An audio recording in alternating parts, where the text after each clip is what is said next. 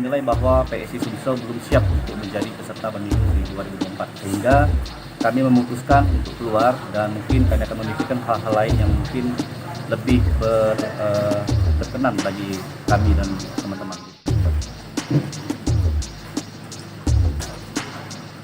Dilipat teman-teman. Makan ya. Selanjutnya 2-1.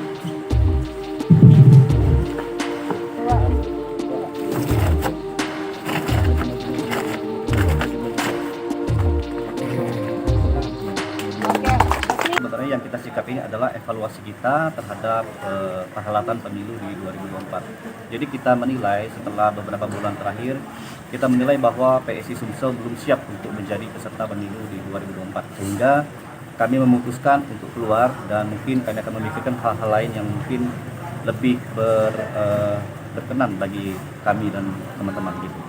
Tidak siapnya kenapa?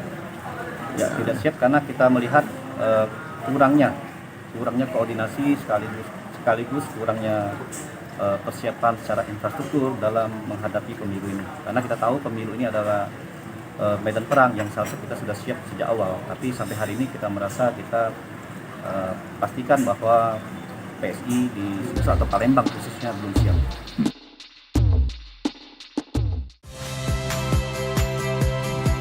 Saya Cynthia Rompas.